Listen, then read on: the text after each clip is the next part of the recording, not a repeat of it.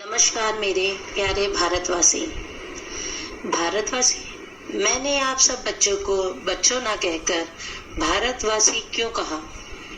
वो इसलिए क्योंकि हम सब भारत में रहते हैं और यहाँ के निवासी हैं, तो हुए ना भारतवासी। और ये तो आप जानते ही हैं कि हमारे भारत में 28 राज्य व 9 केंद्र शासित प्रदेश हैं और हमारे भारत के पड़ोसी देश नेपाल, पाकिस्तान, चीन आदि हैं और एक है इन्हीं पड़ोसी देशों में से भूटान, तिब्बत जो है, Tibet People's Republic of China का राष्ट्रीय स्वायत्त क्षेत्र है। इसकी भूमि जमीन मुख्य रूप से पठारी है। इसे पारंपरिक रूप से बोट या फूट भी कहा जाता है। आज हम इसी तिब्बत की एक लोक कथा पढ़ेंगे जिसका नाम राख की रस्सी है। पर ये लोक कथा क्या होती है? लोक कथा ऐसी कहानियां होती हैं जो सैकड़ों वर्षों से चलती आ रही हैं। कभी आपने दादी नानी के मुंह से ऐसी ही लोक कथाएं सुनी होंगी ना। आज हम एक ऐसी ही लोक कथा की जिसका नाम है राख की रस्सी की बात करेंगे, जो तिब्बत के समाज व संस्कृति की झलक हमें दिखाएगी। तो चलिए करें आरंभ। पार्ट 1, राख की रस्सी। लोनपो गार तिब्बत के 32वें राजा सोनगवसेन गाम्पो के मंत्री थे। वे अपनी चालाकी और हाजिर जवाबी के लिए दूर दूर तक मशहूर थे। कोई उनके सामने टिकता न था। चैन से जिंदगी चल रही थी, मगर जब से उनका बेटा बड़ा हुआ था उनके लिए चिंता का विषय बना हुआ था। कारण यह था कि वह बहुत भोला था। होशियारी उसे छूकर भी नहीं गई थी। लोनपो गार ने सोचा, मेरा बेटा बहुत सीधा साधा है, मेरे बाद इसका काम कैसे चलेगा? तो देखिए, पहले इतनी पंक्तियां समझते हैं, इतने अनुच्छेद को समझते हैं। लोनपो गार तिब्बत के 32वें राजा, लोनपो गार नाम के एक व्यक्ति थे जो तिब्बत के 32वें राजा सोनगवसेन गाम्पो के मंत्री थे। यानी लोनपो गार जो थे, वो जो राजा थे तिब्बत के 32वें राजा, उनके मंत्री थे। वे अपनी चालाकी और हाजिर जवाबी के लिए दूर दूर तक मशहूर थे। मतलब वह बहुत चालाक और शातिर और हाजिर जवाब कैसे लोग होते हैं? जैसे तेनालीराम थे, बीरबल थे, कि यदि आप उनसे कोई प्रश्न पूछो तो तुरंत उसका उत्तर दें, यानी उनके पास हर प्रश्न का उत्तर रहता हो। ऐसे लोगों को हाजिर जवाब कहते हैं। बहुत ही बुद्धिमान होते हैं ऐसे लोग। कोई उनके सामने टिकता ना था। सामने टिकना ना होना या सामने ना टिकना, ये एक मुहावरा है। इसका अर्थ है कोई उनके सामने टिकता ना था, यानी उनकी बातों के आगे, उनके उत्तरों के आगे सब चारों खाने चित हो जाते थे।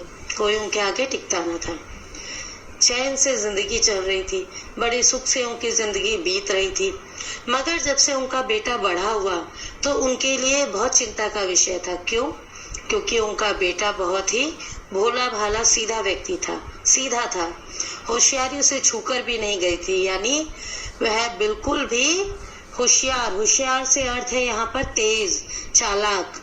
बिल्कुल भी वह चालाक नहीं था, वह बहुत सीधा साधा था। तो लोनपो गार जो उसके पिता थे, उनको अक्सर यह डर सताता रहता था कि मेरे बाद इसका काम कैसे चलेगा। मेरा बेटा तो बहुत सीधा साधा है, कहीं लोग इसके सीधेपन का फायदा ना उठाए और इसका भविष्य इसका कैसे बीतेगा। इस सीधे सादगी में, सीधे साधेपन से इसका जीवन भला कैसे व्यतीत होगा। और दुनिया में सब लोग बहुत तेज हैं, बहुत चालाक हैं, तो ऐसे में मेरा बेटा कैसे अपना जीवन आसानी से जी पाएगा। देखिए आगे पढ़ते हैं। एक दिन लोनपो गार ने अपने बेटे को 100 भेड़ें देते हुए कहा, तुम इन्हें लेकर शहर जाओ, मगर इन्हें मारना या बेचना नहीं, इन्हें वापस लाना 100 जौ के बोरों के साथ, वरना मैं तुम्हें घर में नहीं घुसने दूंगा। इसके बाद उन्होंने बेटे को शहर की तरफ रवाना किया। तो देखिए, जो लोनपोगार थे, एक दिन उन्होंने अपने बेटे को थोड़ा बुद्धिमान बनाने के लिए, चतुर बनाने के लिए एक तरीका सोचा। उन्होंने सोचा कि यदि मैं इसे 100 भेड़ें देते हुए कहूँ कि तुम इन्हें शहर लेके जाओ, लेकिन इन्हें मारना नहीं और तुम इन्हें बेच भी नहीं सकते हो, और जब वापस आओगे तो इनके साथ 100 जौ के बोरे लाना। जौ एक अनाज होता है, उसके बोरे लेके आना, वरना मैं तुम्हें घर में नहीं घुसने दूंगा। इसके बाद उन्होंने बेटे को शहर की तरफ रवाना किया। ऐसा उन्होंने क्यों कहा? अपने बेटे के भविष्य के लिए, उसे थोड़ा चालाक बनाने के लिए, ताकि वह शहर जाए, वहां देखे लोग कितने चालाक होते हैं, और थोड़ा बुद्धि सीख लेकर, थोड़ा कुछ सीख कर, चालाकी सीख कर 100 जौ के बोरे भी लाए और साथ में 100 भेड़े भी वापस गांव लेकर आए। देखिए फिर क्या हुआ। लोनपोगार का बेटा शहर पहुंच गया, मगर इतने बोरे जौ खरीदने के लिए उसके पास रुपए ही कहाँ थे। वह इस समस्या पर सोचने विचारने के लिए सड़क किनारे बैठ गया, मगर कोई हल उसकी समझ में नहीं आ रहा था। वह बहुत दुखी था। तभी एक लड़की उसके सामने आ खड़ी हुई। क्या बात है, तुम इतने दुखी क्यों हो? लोनपोगार के बेटे ने अपना हाल कह सुनाया। इसमें इतना दुखी होने की कोई बात नहीं, मैं इसका हल निकाल देती हूँ। इतना कहकर लड़की ने भेड़ों के बाल उतारे, उन्हें बाजार में बेच दिया। जो रुपए मिले उनसे जौ के 100 बोरे खरीद कर उसे घर वापस भेज दिया। तो देखिए इस अनुच्छेद में क्या हुआ। जब वो शहर गया, लोनपोगार का बेटा शहर पहुंच गया, तो वह सोच में पड़ गया। वह सोचने लगा कि उसके पास तो पैसे ही नहीं है, तो फिर 100 बोरे कैसे खरीदेगा जौ के। वो यह सोचते सोचते सड़क के किनारे बैठ गया, मगर कोई हल उसे समझ नहीं आ रहा था, यानी वह इसका कोई भी उत्तर नहीं ढूंढ पा रहा था। वह बहुत दुखी था। तभी एक लड़की उसके सामने आ खड़ी हुई। वह लड़की बहुत बुद्धिमान थी। उसने उससे पूछा, क्या बात है, तुम इतने दुखी क्यों हो? तो लोनपोगार के बेटे ने सारा हाल कह दिया। तो उस लड़की ने बोला, इसमें इतना दुखी होने की क्या बात है, मैं इसका हल निकाल देती हूँ। वह लड़की बहुत बुद्धिमान थी। इतना कहकर उसने भेड़ों के बाल काटे और उन्हें बाजार में बेच दिया। अब आप सब तो जानते हैं भेड़ों के बालों से क्या बनती है, ऊन। तो उसने उनके बाल आसानी से, क्योंकि उनकी ऊन बनती है, ऊन होती है उनसे, तो उन्हें बाजार में उसने उतार कर बेच दिया, और जो उसे रुपए मिले उनसे उसने 100 बोरे खरीद लिए और लोनपोगार के बेटे को बोला, अब जाओ तुम अपने घर जाओ। उसे वापस घर भेज दिया। फिर देखते हैं आगे क्या हुआ।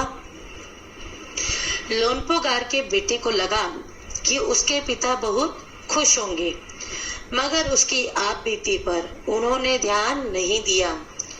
वे उठकर कमरे से बाहर चले गए।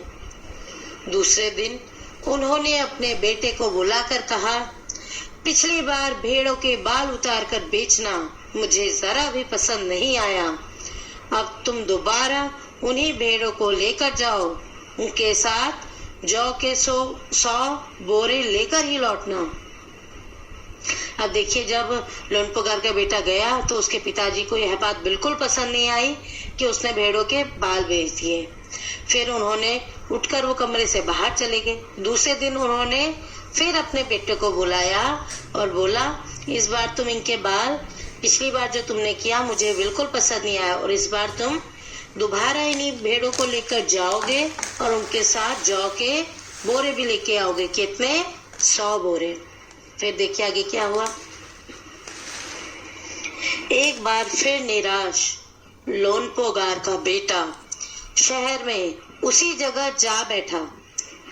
न जाने क्यों उसे यकीन था कि वह लड़की उसकी मदद के लिए जरूर आएगी, और हुआ भी कुछ ऐसा ही। वह लड़की आई। उसे उसने अपनी मुश्किल कह सुनाई। अब तो बिना जौ के 100 बोरों के मेरे पिता मुझे घर में नहीं घुसने देंगे। लड़की सोचकर बोली, एक तरीका है। उसने भेड़ों के सींग काट लिए, उन्हें बेचकर जो रुपए मिले उनसे 100 बोरे जौ खरीदे। बोरे लोनपुगार के बेटे को सौंपकर लड़की ने उसे घर भिजवा दिया। फिर देखिए, जब निराश लोनपुगार का बेटा शहर में जाकर उसी जगह बैठा तो उसे उम्मीद थी, मन में एक आशा थी कि वह लड़की दोबारा शायद उसकी मदद के लिए आए, और हुआ भी कुछ ऐसा ही।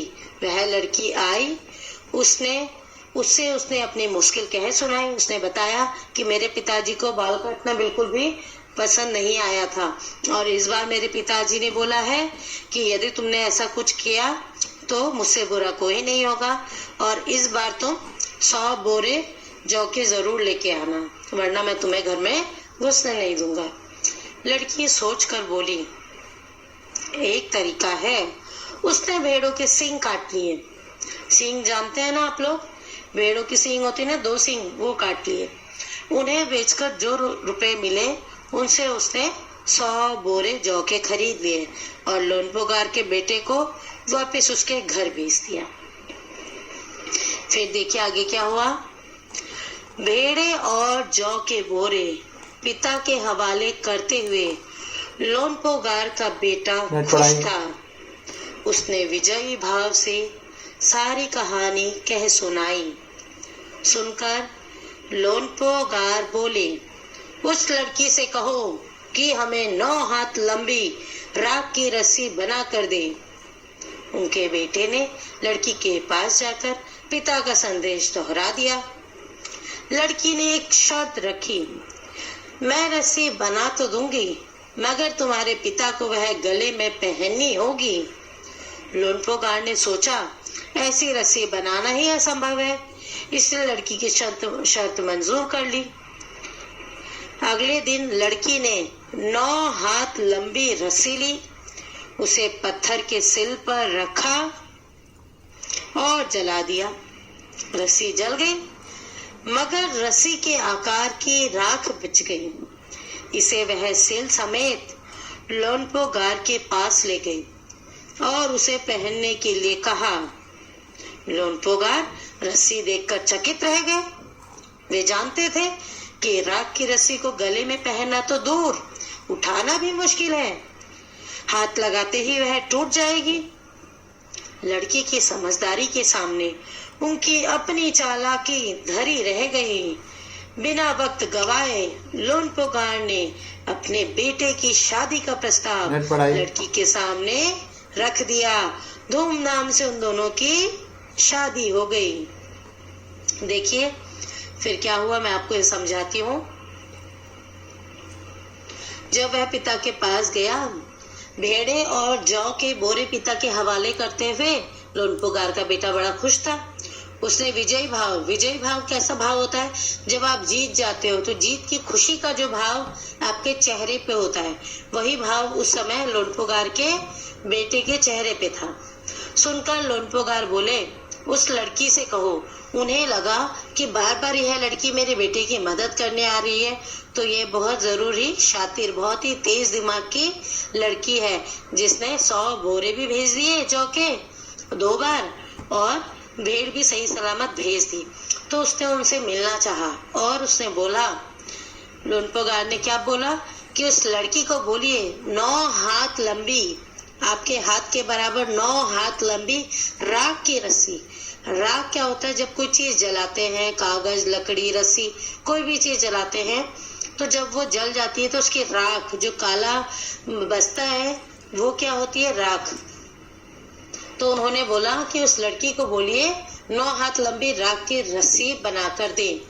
लोनपुगार जो थे वो उस लड़की की बुद्धिमानी को परखना चाहते थे, इसलिए उन्होंने ऐसी शर्त रखी। उनके बेटे ने लड़की के पास जाकर पिता का संदेश दोहरा दिया। अब बेटा गया उस लड़की के पास, उसने बता दिया कि मेरे पिताजी को राख की रस्सी चाहिए। लड़की ने भी एक शर्त रखी कि मैं रस्सी तो बना दूंगी, लेकिन तुम्हारे पिताजी को वह रस्सी अपने गले में पहननी होगी। अब लोनपोगार ने सोचा ऐसी रस्सी तो बनाना ही असंभव है, अगर वो बना भी देगी तो लाएगी कैसे, क्योंकि अगर रस्सी वो लाएगी तो राख की रस्सी है, वो तो लाने में ही टूट जाएगी। इसलिए उसने लड़की की शर्त मान ली, मंजूर कर ली। अगले दिन लड़की ने 9 हाथ लंबी रस्सी ली, उसे पत्थर के सिल पर रखा और जला दिया। रस्सी जल गई, मगर रस्सी के ही आकार की, एक समान आकार की राख बच गई। वह एकदम रस्सी की तरह थी, बिल्कुल ऐसा लग रहा था कि राख की ही रस्सी सच में बन गई हो। इसे वह सिल समेत लोनपोगार के पास ले गई और उसे पहनने के लिए कहा। अब लोनपोगार रस्सी देखकर चकित रह गए। वे जानते थे कि अगर मैं इस राख की रस्सी को गले में पहनूंगा, उठाऊंगा तो ये तो टूट जाएगी, यह तो नामुमकिन काम है, क्योंकि वह हाथ लगाते ही टूट जाती। तो वह लड़की की समझदारी को समझ गए और उन्होंने भी लड़की की समझदारी का लोहा मान लिया यानी उसके सामने झुक गए। वह आश्चर्यचकित रह गए उसकी समझदारी को देखकर। उस लड़की की समझदारी के आगे लोनपोगार की चालाकी भी धरी रह गई, यानी वह भी फेल हो गए, वह भी उसके आगे असफल हो गए। तो उन्हें अब लगा कि ये लड़की बहुत समझदार है, बहुत बुद्धिमान है, चालाक भी है और मेरा बेटा बहुत सीधा साधा है। यदि इसे ऐसा जीवन साथी मिल जाए तो जरूर ही आराम से घर चल सकता है, मेरे बेटे की जिंदगी आसानी से चल सकती है, क्योंकि गृहस्थी चलाने के लिए एक जना समझदार होना चाहिए, चालाक होना चाहिए, तभी वह दुनिया के आगे आराम से रह सकता है। तो उन्हें बिना वक्त गवाए उन्होंने लोनपोगार ने अपने बेटे की शादी का प्रस्ताव लड़की के सामने रख दिया और उस लड़की से अपने बेटे की शादी धूमधाम से करा दी। तो बेटा देखिए, ये थी इसकी कहानी, किसकी? लोनपोगार के बेटे की और उसके बेटे की। अब आते हैं हम प्रश्न उत्तर पर। प्रश्न उत्तर देखिए, अभ्यास कार्य देखिए इसका। पहला है भोला भाला। तिब्बत के मंत्री अपने बेटे के भोलेपन से चिंतित रहते थे। क्यों चिंतित रहते थे? क्योंकि उनका बेटा बहुत भोला था। तो तुम्हारे विचार से वे किन किन बातों के बारे में सोचकर परेशान होते थे? बताइए, एक पिता अपने बेटे के भोलेपन को लेकर किन बातों से परेशान रहेंगे? कि लोग उनका फायदा ना उठाए, लोग उसके मासूमियत का, उसके भोलेपन का फायदा ना उठाए। आप सोचिएगा और लिखिएगा। फिर है ख प्रश्न, तुम तिब्बत के मंत्री की जगह होते तो क्या उपाय करते? अगर आप लोनपोगार की जगह पे होते तो अपने बेटे को बुद्धिमान बनाने के लिए, चालाक बनाने के लिए, उसका अच्छे से जीवन यापन हो सके, उसके लिए आप क्या उपाय करते? चलिए अब बढ़ते हैं हम शहर की तरफ। शहर में क्या क्या हुआ? पहला, मंत्री ने अपने बेटे को शहर की तरफ रवाना किया। मंत्री ने अपने बेटे को शहर क्यों भेजा था? उसने अपने बेटे को भेड़ों के साथ शहर में ही क्यों भेजा? वह चाहे कहीं और भी भेज सकता था, तो उसने शहर ही क्यों भेजा? बताइए। क्योंकि शहर में चालाक लोग होते हैं, शहर में ऐसा माना जाता है गांव के मुकाबले चालाक लोग होते हैं। तो यदि वह चालाक लोगों के बीच में जाता, शहर की जिंदगी देखता, वहां का जीवन दिनचर्या देखता, तो शायद वह भी तेज बन जाता, वह भी चालाक बन जाता। इसलिए बेटे ने शहर में भेजा। आप अपने हिसाब से, अपने विचार से बताइएगा कि शहर में ही क्यों भेजा। अब देखिए ग प्रश्न, तुम्हारे घर के बड़े लोग पहले कहाँ रहते थे? घर में पता करो। देखिए बेटा, हमारे पूर्वज, हमारे दादा दादी, नाना नानी, कई बार, जैसे अभी आप दिल्ली में रहते होंगे या जहाँ पे भी रहते होंगे, आप लोग ओरिजिनल मूल रूप से वहाँ के नहीं हो। तो आपके मम्मी पापा पहले कहीं और रहते होंगे, फिर वहाँ से यहाँ आ गए जहाँ पे आप अभी हो। उनके दादा दादी कहीं और रहते होंगे। तो आप लोग पता कीजिएगा कि घर के लोग, बड़े लोग कहाँ रहते थे पहले। आस पड़ोस में भी किसी ऐसे व्यक्ति के बारे में पता करो जो किसी दूसरी जगह जाकर बस गया हो, यानी हो उत्तर प्रदेश का, उत्तराखंड का, बस गया हो मुंबई में, दिल्ली में। इस प्रकार उनसे बातचीत करो और जानने की कोशिश करो कि क्या वे अपने इस निर्णय से खुश हैं। वो मुंबई जाकर, दिल्ली जाकर, अपना गांव छोड़कर वहां जाकर खुश हैं? क्यों? आखिर क्यों खुश हैं?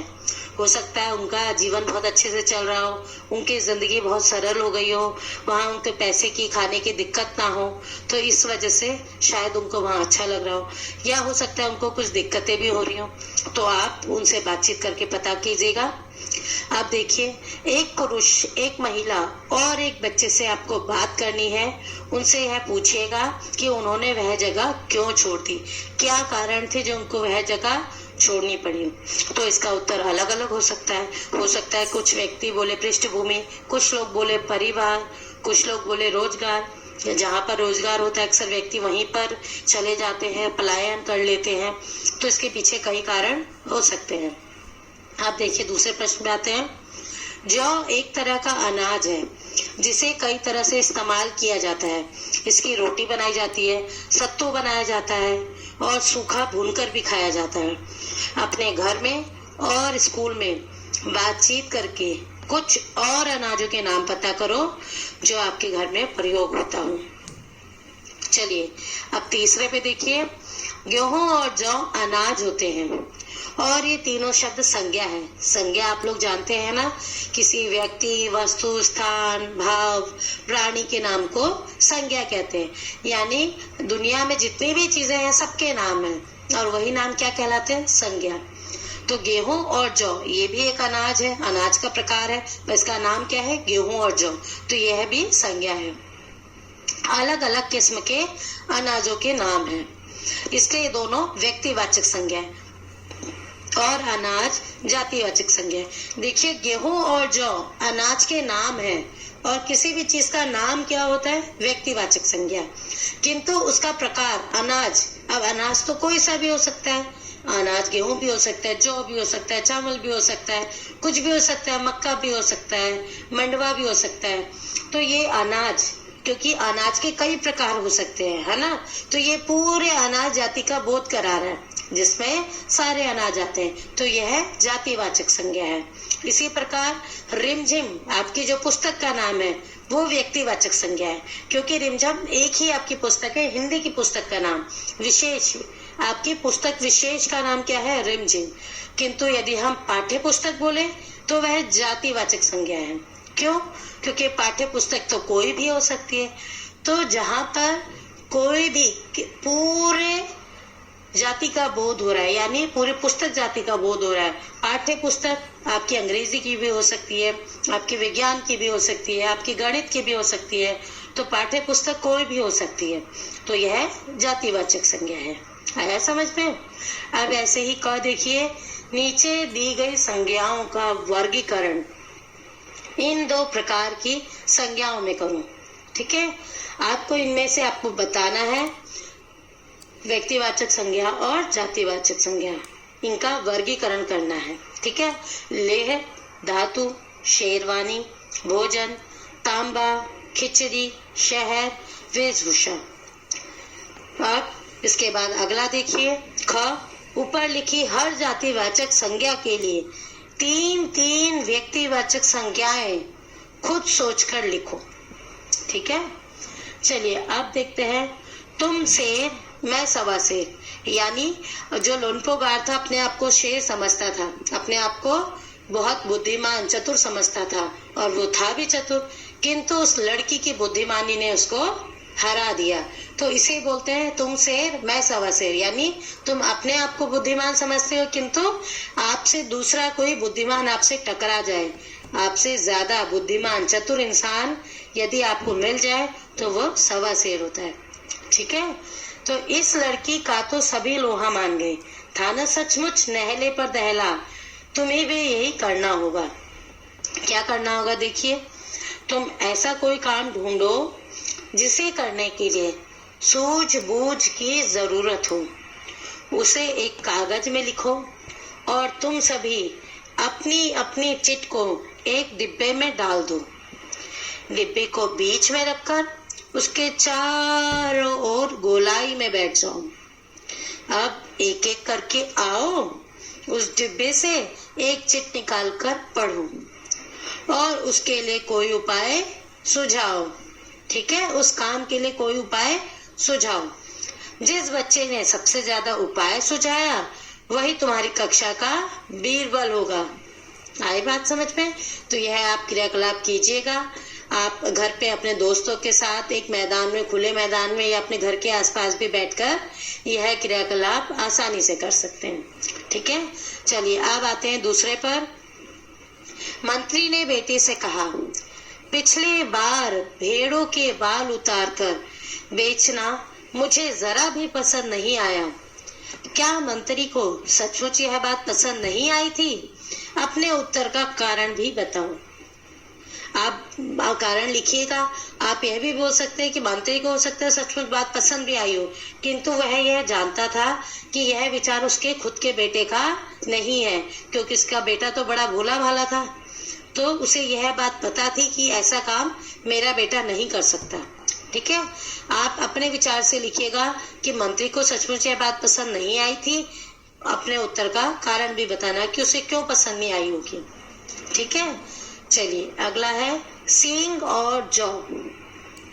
पहली बार में मंत्री के बेटे ने भेड़ों के बाल बेच दिए और दूसरी बार में भेड़ों के सींग बेच डाले। जिन लोगों ने ये चीजें खरीदी होगी उन्होंने भेड़ों के बालों और सींगों का क्या किया होगा? सोचना और अपनी कल्पना से बताना। भेड़ों के बाल और सींग बहुत ही फायदेमंद होते हैं। उनसे आपको मैंने बताया था, बालों से, भेड़ों के बालों से ऊन बनती है। ऊन का कितना व्यापार होता है। उनसे स्वेटर बुनते हैं, उनसे बहुत गर्म चीजें बनाई जाती है। ऐसे ही सींगों से देखिएगा क्या क्या बनता है और अपनी कल्पना से बताइएगा। बात को कहने के तरीके। पहला, नीचे कहानी से कुछ वाक्य दिए गए हैं। इन बातों को तुम और किस तरह से कह सकती हो? पहला, कब चैन से जिंदगी चल रही थी, यानी आप इसको किस प्रकार दूसरे तरीके से लिख सकते हो? चैन से जिंदगी चल रही थी मतलब उसकी जिंदगी बहुत सफलता पूर्वक या बहुत अच्छे से कट रही थी, सरलता पूर्ण कट रही थी, या खुशी पूर्वक कट रही थी, या जिंदगी अच्छे से चल रही थी। आप अपने विचार से लिखिएगा आप इस बात को कैसे कह सकते हो। फिर होशियारी उसे छूकर भी नहीं गई थी। इसका अर्थ मैंने आपको अभी पाठ समझाते हुए बताया था। आप इसे अपने शब्दों में लिखिएगा कि आप इसे किस प्रकार लिख सकते हैं। ठीक है, किस प्रकार कह सकते हैं। ग देखिए, मैं इसका हल निकाल देती हूँ। इसको आप किस प्रकार लिखेंगे? घ, उनकी अपनी चालाकी धरी रह गई, यानी उनकी अपनी चालाकी भी निष्फल हो गई, असफल हो गई, यानी उनसे भी बड़ी बुद्धिमान या उनसे भी तेज बुद्धि वाली लड़की उनको मिल गई थी। तो आप उनकी अपनी चालाकी धरी रह गई वाक्य को आप किस प्रकार लिखेंगे? लिखिएगा। फिर दूसरा, लोनपोगार का बेटा होशियार नहीं था। अब आपको यह बताना है क में होशियार और चालाक में क्या फर्क होता है। किस आधार पर तुम किसी को चालाक कह सकते हो या होशियार कह सकती हो। इसी प्रकार भोला और बुद्धू के बारे में भी सोचो और कक्षा में चर्चा करो। देखिए बेटा, होशियार क्या होता है? इंटेलिजेंट, बुद्धिमान। लेकिन चालाक क्या होता है? जो बहुत चतुर हो। ठीक है, इन दोनों में फर्क आपको बताना है। इसी प्रकार भोला और बुद्धू। भोला होता है मासूम, जैसे बच्चे भोले होते हैं, लेकिन बच्चे बुद्धू नहीं होते हैं। बुद्धू कौन होते हैं? मूर्ख, जिनकी बुद्धि में कुछ भी नहीं घुसता। और भोला कौन होता है? मासूम। तो इन दोनों में भी आपको अंतर सोचना है और अपने दोस्तों के साथ या कक्षा में चर्चा करनी है। फिर एक, लड़की को तुम समझदार कहोगी या बुद्धिमान? आपकी नजर में लड़की समझदार थी या बुद्धिमान थी? बताइएगा। समझदार थी तो क्यों थी? बुद्धिमान थी तो क्यों थी? बुद्धिमान जिसमें बहुत बुद्धि हो, जो बहुत इंटेलिजेंट हो, तेज दिमाग का व्यक्ति। और समझदार जो हर चीजों में अपनी अच्छी राय समझ रखता हो, उसको समझदार बोलते हैं। तो आप अपने विचार में लिखिएगा लड़की समझदार थी या बुद्धिमान। अब देखिए, आपको नाम देने हैं। कहानी में लोनपोगार के बेटे और लड़की को कोई नाम नहीं दिया गया है। नीचे तिब्बत में बच्चों के नामकरण के बारे में बताया गया है कि तिब्बत में बच्चों के नाम कैसे रखे जाते हैं। तो यह परिचय पढ़ो और मनपसंद नाम छांटकर बेटे और लड़की को कोई नाम दो। उसके बेटे का आप एक नाम रख लीजिए कहानी के पात्र का, और लड़की का नाम भी रख लीजिए। ठीक है, तो चलिए हम नाम पढ़ते हैं। तिब्बत में कौन कौन से नाम होते हैं? नाइमा, डावा, मिगमार, लाकपा, नुखो, फूड और जे, ये क्या है? कोई खाने की चीज या घूमने की जगहों के नाम? जी नहीं, ये हैं तिब्बती बच्चों के कुछ नाम। ये सारे नाम तिब्बत में शुभ माने जाते हैं। नाइमा नाम दिया जाता है रविवार को जन्म लेने वाले बच्चों को। मानते हैं कि इससे इस बच्चे को उस दिन के देवता सूरज जैसी शक्ति मिलेगी और जब जब उसका नाम पुकारा जाएगा यह शक्ति बढ़ती जाएगी। सोमवार को जन्म लेने वाले बच्चों का नाम डावा रखा जाता है। यह लड़का लड़की दोनों का नाम हो सकता है। डावा देखिए, लड़कों का नाम भी रखते हैं, लड़कियों का भी। तिब्बती भाषा में डावा के दो मतलब होते हैं, सोमवार और चांद। डावा के दो मतलब है, सोमवार और चांद। यानी डावा चांद जैसी रोशनी फैलाएगी और अंधेरा दूर करेगी। तिब्बत में बुद्ध के स्त्री पुरुष रूपों पर भी नामकरण करते हैं। खासकर ढोलमा नाम बहुत मिलता है वहां पर। यह बुद्ध के स्त्री रूप तारा का ही तिब्बती नाम है। बुद्ध जो भगवान थे उनके स्त्री रूप, उन्होंने स्त्री रूप है उनका तारा, उसी का ही ये तिब्बती नाम है। कौन सा? डोलमा। तो अक्सर वहां लड़कियों के नाम डोलमा रखे जाते हैं। ठीक है बेटा। अब देखिए, किसी भी जो हमने ये लोक कथा पढ़ी, ये लोक कथा से क्या फायदा होता है? उस लोक कथा जिस कहीं के भी यदि हम लोक कथा पढ़ते हैं, वहां से हमें वहां के जलवायु, रहन सहन, खान पान, संस्कृति को समझना बहुत ही आसान हो जाता है। ठीक है। और जो ये राग की रस्सी शीर्षक लोक कथा थी, तिब्बत से संबंधित है, जिसे दुनिया की छत कहा जाता है। तिब्बत को दुनिया की छत कहा जाता है क्योंकि यह बहुत ऊंचे पठार पर स्थित है। पठार जमीन के ऐसे भाग को कहते हैं, पठार तो आप जानते होंगे, जो मैदान से ऊंचा हो और पहाड़ से नीचा हो। तिब्बत के पठार पर खड़े हैं ऊंचे ऊंचे पहाड़ जो हिमालय का हिस्सा है। इन पहाड़ों की एक खासियत पता है आपको क्या है? कि ये कई रंग के हैं। भूरे भी हैं, लाल भी हैं, पीले भी हैं, बैंगनी भी है, गुलाबी भी है, गेरुआ भी है और हरे भी हैं। ठीक वैसे ही जैसे छोटे बच्चे अपने चित्रों में मनचाहे रंग भर देते हैं, उसी प्रकार यहाँ पर पहाड़ भी हैं रंग बिरंगे। इन पथरीले पहाड़ों में तरह तरह की मिट्टी और खनिज पदार्थ हैं। सूरज की बढ़ती और घटती किरणों के पड़ने से वे पहाड़ अनोखे रंगों में चमक उठते हैं। और पता है आपको तिब्बत की हवा कैसी है?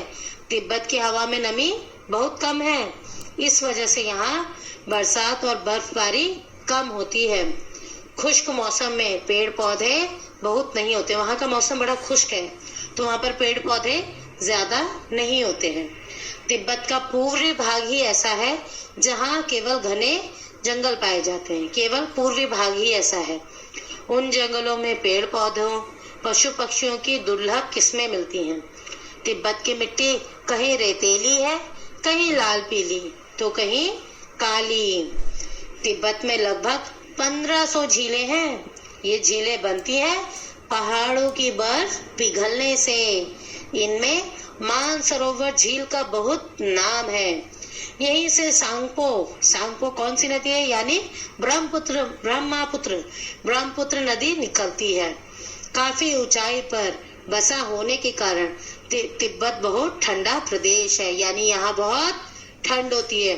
और यहाँ की सर्दी का हाल तो पूछो मत। ऐसा लगता है जैसे किसी ने फ्रिज में डाल दिया हो और ऊपर से तेज ठंडी हवा चल रही हो। इसलिए वहाँ के लोग हमेशा भारी भरकम गर्म कपड़े पहने रहते हैं। और पता है आपको तिब्बत लोगों के घर कैसे होते हैं? उनके घर बनाने की कारीगरी बहुत ही अनोखी है। यहाँ लकड़ी के बने हुए बहुमंजिला घर हैं। लोग अब पत्थर, मिट्टी और सीमेंट के घर भी बनाने लगे हैं, किंतु पहले वहाँ अधिकतर घर लकड़ी के ही होते थे। अभी भी काफी घर लकड़ी के बने हुए हैं और वहाँ खिड़कियां भी अधिक बनाई जाती हैं ताकि सूर्य की ढेर सारी रोशनी घर के अंदर जा सके और घर में उजाला और गर्माहट रह सके, ताकि ठंड का अनुभव कम हो। भूकंप से बचाव के लिए दीवारें अंदर की ओर थोड़ा झुकी होती है ताकि भूकंप आने पर ज्यादा फर्क ना पड़े। तिब्बत का सबसे बड़ा शहर पता है आपको कौन सा है? लहासा। 3650 मीटर की ऊंचाई पर स्थित होने के कारण यह दुनिया का सबसे ऊंचा शहर माना जाता है। कपड़ों तथा खाने पीने के लिए यहाँ का बाजार बहुत प्रसिद्ध है। लहासा को तिब्बतियों का दिल माना जाता है, पता है आपको? तो तिब्बतियों का दिल है लहासा। तो यह थी तिब्बत की बात। मैं आशा करती हूँ आपको यह पाठ राग की रस्सी बहुत पसंद आया होगा और इस पाठ के द्वारा आपने तिब्बत के बारे में काफी कुछ जाना। तो अब हम मिलेंगे अगले पाठ के साथ। तब तक बहुत बहुत धन्यवाद। नेट पढ़ाई।